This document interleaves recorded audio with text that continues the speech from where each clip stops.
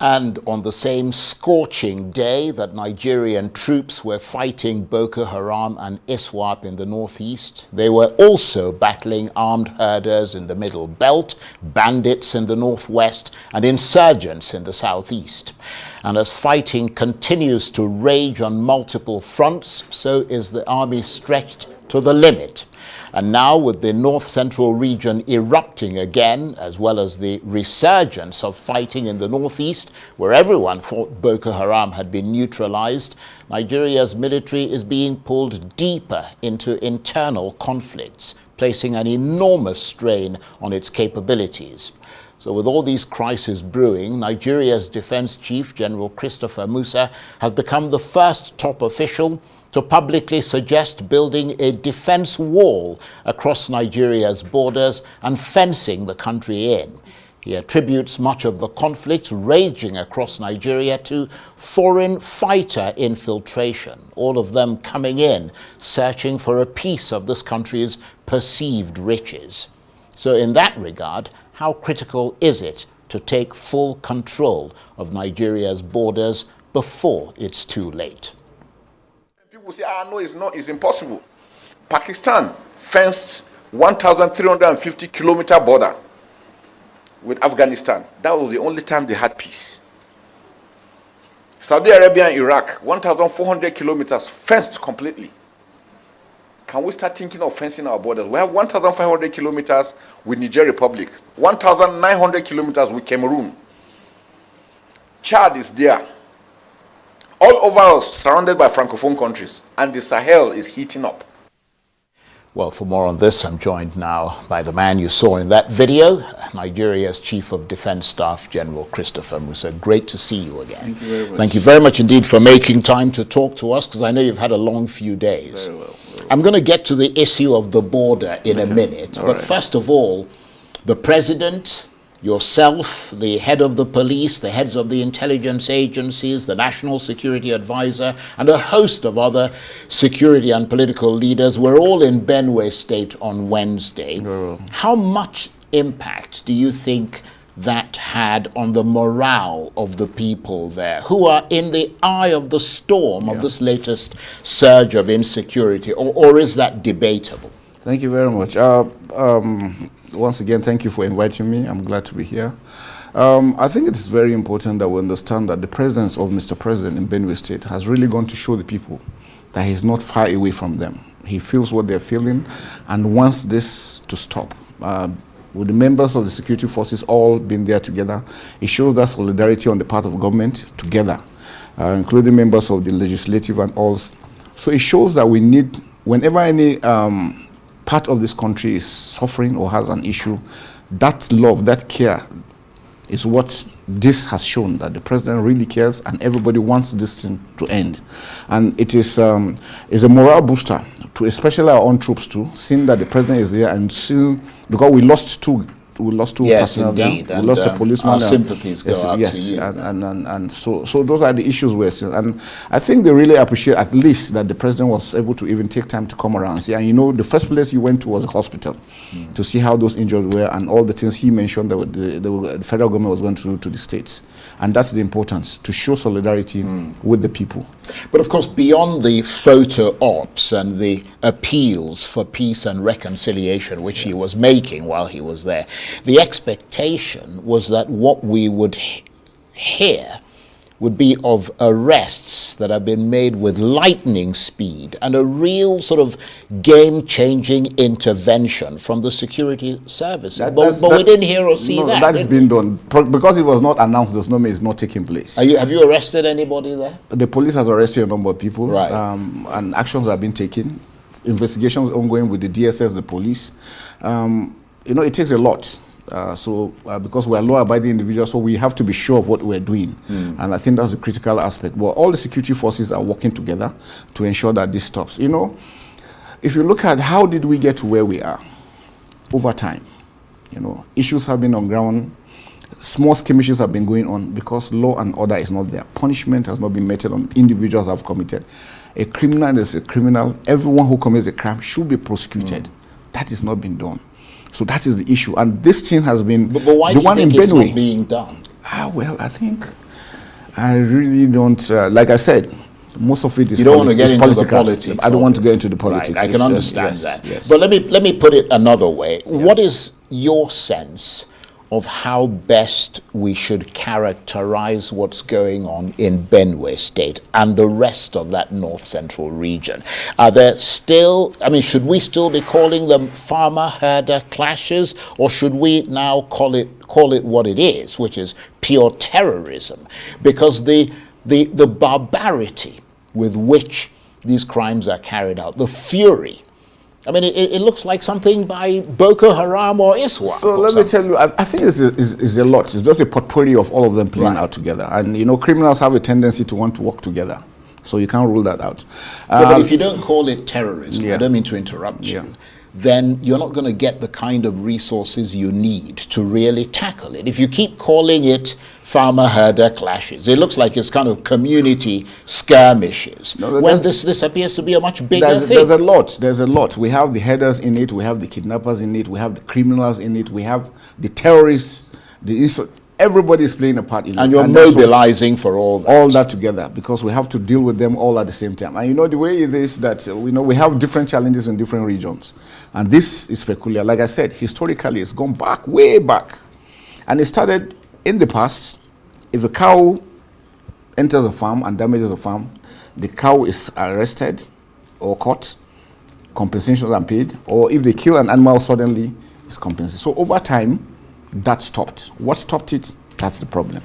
So we started losing faith with those ones. Instead of these settlements, people started taking laws into their hands. If the cow gets into the farmer gets angry, deals with the cow. If he deals with the cow, the owner of the cow also gets angry and attacks the So there is revenge. So there is revenge. attacks. So Right. these are the issues on ground. Right. And so which means, from my own assessment, three things matter. The people in Benue State believe that there's land grabbing going on. They have that perception. And because over time this has happened. Now most of our troops, when we send them on patrol, some of the areas are empty. Nobody is there, but there is no foreigner there. But the idea is that if you go in there, you might be attacked. One thing. Secondly, the issue of the animals. The animals stray into farms. Now, because if you know Benue, it is lush and it's very attractive to animals. If an animal gets into a farm, there's always a problem. It creates problems. Now, if you arrest the animal or you kill the animal, it becomes another issue. Right. So if we stop the animals from moving, there won't be issue. If we stop killing the animals, there won't be issue. So for me, these two things are basic. The issue of land grabbing is political. The government, state government particularly, need to really step in to ensure that we address and bring all the parties together. Right. Sit down and agree on this. And from henceforth, any acts that is conducted is acts of criminality. We can start dealing with that from then. And I think we'll have peace if we're able to do that. Well, I mean, one of the things that the president suggested while he was there was the issue of ranching. Yeah. Is that something that you would support? I will go with that. I will go with ranching. And I tell you, the defense headquarters has just established its defense ranch because we want to show example as part of our non-kinetic effort. Sometimes we show examples. So we do a model of a ranch. I had the opportunity to have been the first executive director for Nigerian Army Farms when I established, and we established a ranch. It's in Abuja. Once you ranch, animals are properly fed, properly taken care of, you get more value. You don't need to take them around. So that is critical. And so our example is, we think it is important that we get some farmland, federal government or through the livestock, we work together in partnership, we build model ramps so that people can see what the ranch looks like and the importance. And then secondly, you could also give opportunity for people to come and invest and build pastures, grassland, so to say, because the animals need this grass. So if you provide that and you stop them from moving around to enter into farms, this conflict will stop. And then gradually confidence, because as it is now, confidence has been lost. Both parties don't see eye to eye.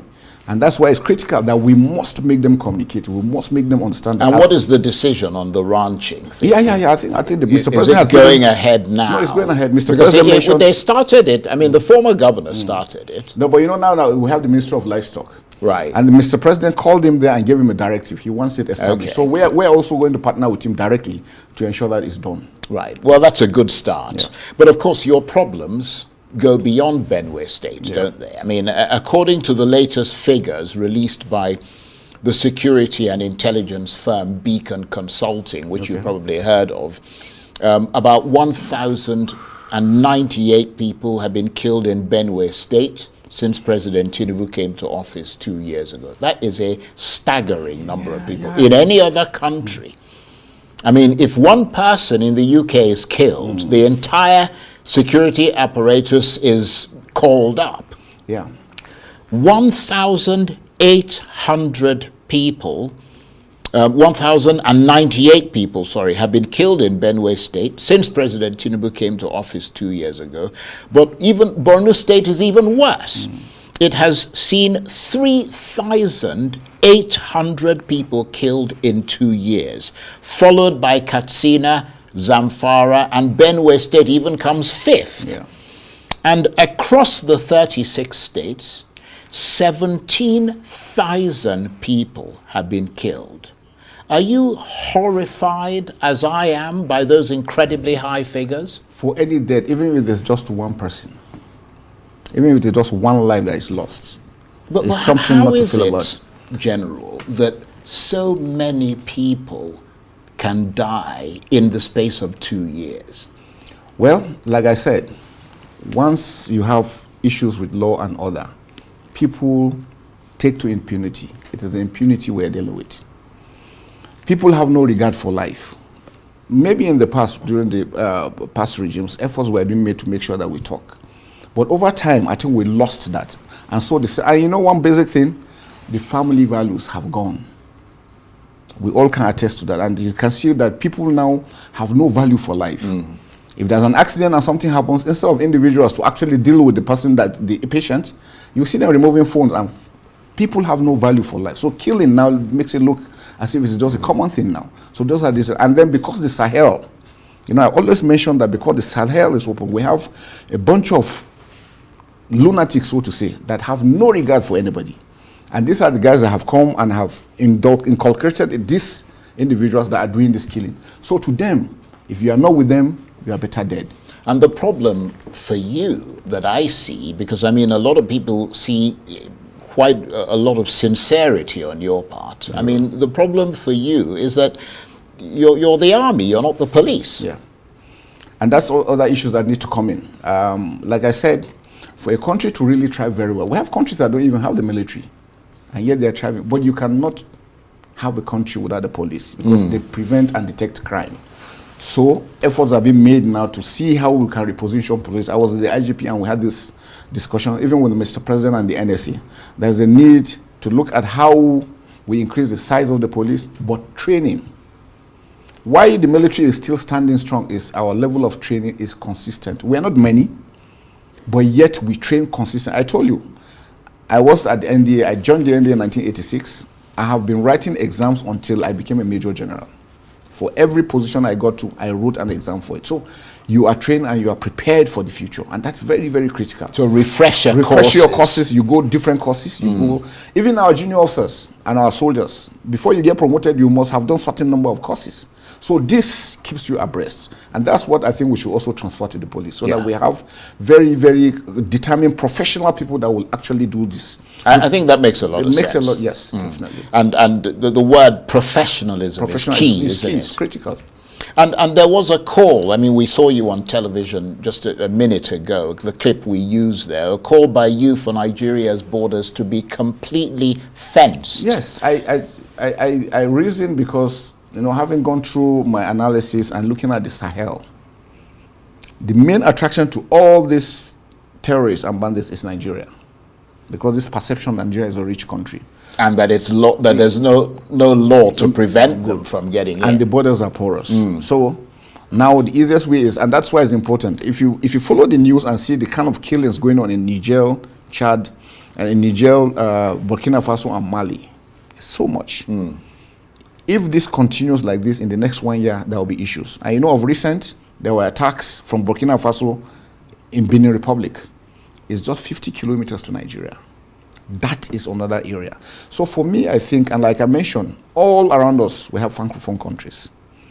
Our ideologies are not the same. For us to be secured, it is important Let us fence our borders. Some people say, look, it's expensive. But I say, what is money if you are dead? Indeed. It's of no use. So countries that have sat down and have analyzed and seen that, look, strategically is important, because once you fence that area, you use technology now. You have cameras, you have drones that will go. It reduces the manpower you need to engage in that area, and they could be used elsewhere. So that's important. And besides that, now for Pakistan, they use wire mesh. Double wire mesh for all that distance. So if the distance is 1,000, they use double, which means 2,000. And then use concertina wire at the middle, so that even if you penetrate here, before you get through here, you are seen and action is taken. That has given them respite. That's what we are looking at. We have Ajaokuta steel mill. We have rolling mills in Nigeria. We could engage them. We don't need to go anywhere. We just tax them from here. They can produce what we need, and then we deploy. Now you see the level of employment opportunities we're going to bring in building those aspects. And the most critical one for us now, even if we were to start, let's start with Nigeria and Niger. Is that the most dangerous? That's the most dangerous, because the Lakrawas, that's where they're coming in. Yes. The Boko Haram that are coming in from the Sahel are coming. The ISWAP guys are coming in all through those areas.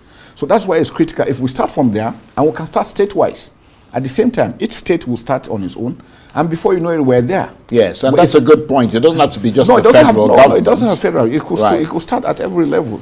But the important thing is, look, we have a threat that we have to really, really look at. It is very critical and it's very important. Well, I mean, you are at the very highest level of the military. Yeah. I mean, have you made the suggestion to the president? Yes, I mean, yes, you pick up the phone and you call him, do you? I don't call the president. I meet the president. Okay, yes, you meet him. Well, you meet him in person. Yeah, definitely. Sometime. Yes, because I mean, apart from the fact that, as you correctly identified, that it will be hugely expensive. Because I mean, in that video, people probably didn't see it, but you talked about the how long the borders are. I mean, you're talking about over 1,000 kilometers all around. And so you're looking at the whole of Nigeria is about 4,000. Yeah, 4,000 something kilometers. But again, we have some each areas. Border has 1,000 something kilometers. We have some areas that are riverine, so that's when you don't need to do that. You just need to maintain some patrol. So it's not all. But the important thing, we'll start with the most critical aspects, and that's very critical for us. But what kind of reaction are you getting to that suggestion at the very highest level? I can tell you it's been very positive. I mean, I was amazed. I thought I was saying something that people were going to go crazy, but you know, my soldiers down below called me and said, "Thank you, sir. That if it means cutting out our salaries to do that, we want that." Well, people are suggesting, based on what you said, that instead of cutting the salaries of the military, who we need, why don't they stop that Lagos to Calabar highway and put the money there? So that because I mean, what you're saying is critical. Yeah. No, well, I'm just trying to buttress the fact that even the soldiers down below think it is critical and it's important for us to do that. I've met people have sent to me, look, during my researches, I wrote about the borders. I talked to people about it, and people laughed at me and said it was impossible. I have people sending me their projects on when they have discussed on this issue. So it's been ongoing. It's just that a lot of people didn't have the opportunity to actually say it. So bringing it out, I think, created a lot of avenue and a lot of discourse on it, and which I think is right. We look at the issues and see. If we think doing the concrete wall as well, look at wire mesh, but we must protect our borders. And the idea of putting manpower all through is not possible. Definitely we can hold that. Well, we're fast running out of time, and I know you're busy, so we appreciate your being here. But let me ask you a fairly political question, if you don't mind. I mean, politics. Do you think the kind of insecurity that we're seeing in that middle belt zone and in Borno State in the northeast, for example, calls for a state of emergency, perhaps much more justifiably so than Rivers State? That's politics. I really don't want to go into that. But all I know for real is that what we are facing are man-made problems. If man is ready to solve them, there wouldn't be problems. So it is for us to really look at these things sincerely, sit down and address them. Talking together to each other, we will find solution to what's going on. And it's not difficult. Yeah, and as you're looking at people, I mean, groups like Boko Haram and ISWAP, which seem to be resurgent, whereas in the recent past, one of the things we're told is that the groups were fighting each other and killing themselves. We're told now that infighting has stopped. developed, and this is why they're able to forward face the Nigerian military and the No, public. the infighting is still, that a fact? No, the infighting is still going on, and the Nigerian military. In fact, in all these countries, it's only the Nigerian military that has been taking them down. So far, within the Boko Haram commanders and Delis, we have killed over almost 80 of the commanders. But you know, the problem is the borders are empty. People are infiltrating. There is a lot of poverty right from the Sahelian region. The whole of Sahel, from Sudan, Central African Republic, cutting down up to even Mali and all this, Mali and Libya, is open. Free trade of weapons, no leadership. So that's why it's easier for these things to infiltrate down into Nigeria. Right. And that's why, even with the killings, as you are killing, more still want to come in. And then there is poverty, there is illiteracy. But there also appears to be improvements in the use of technology by the insurgents. Also, definitely, and that's why we're talking about the foreign fighters. We had information about some other ones coming to give, because some of them also go for foreign training abroad, and then they want to use technology, drones particularly. Right. We have had reasons to see them use drones. But again, after the initial, about 5 weeks ago, that we had those setbacks, we have re-strategized our operations, and now they're on the run. We have taken down so many as we speak. Just yesterday, we were able to do the same thing in Baga. We're doing all over areas, especially in the northwest. Again, because we have now synergized again and enhanced our jointness in operation. And one thing I'm always happy about again is that Nigerians are warming up to us. In the past, people were a bit skeptical, thinking that, look, if I give information, maybe what will happen to me? Or if I give information, nothing is done. But now they have seen that no, information comes in, action is taken as quickly as possible. And I think that has always endured their man. And we really appreciate Nigerians for doing that. I want to appeal that we should not get tired. Like we said, it's a whole of society approach. We need everybody to be on board. We must learn to love ourselves as Nigerians, because that's where the issue starts from. We must learn to love our country, because I had a media chat and I was telling the media men, the idea of that, it seems somehow that when a soldier is killed, we celebrate it.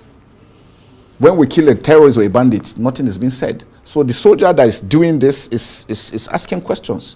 Then what am I doing here? I'm sacrificing my family, sacrificing everything. I showed a small clip, I think we'll show it later, on what troops go through. One of the soldiers that was there couldn't talk because the bullet pierced through and through. He doesn't have his vocal cord anymore. And so those are the issues we're talking about. Nigerians must love that. Even with this, what's going on, we must love ourselves, we must love our country, we must support our government, and then we must support our armed forces. Encouragement is very critical. It makes them want to do more. Indeed. But when you discourage them, you demoralize them. And when you demoralize your troop, there's nobody. And one thing I always want to remind people, these are the guys standing guard for people to sleep. We're here in Abuja, feeling cool. These guys are there, they are fighting day in, day out. If they pull out, what will happen? Abuja will not be safe. So we should always remember that there are people that are sacrificing so much for the comfort we're enjoying. And all we can do is pray for them, support them, and encourage them. And thank you for that salutary reminder, and thank you for coming in. Thank you very much. I appreciate it. General Christopher Musa is Nigeria's Chief of Defense Staff. Great to see you again. Thank you very much. Thank you. Thank you.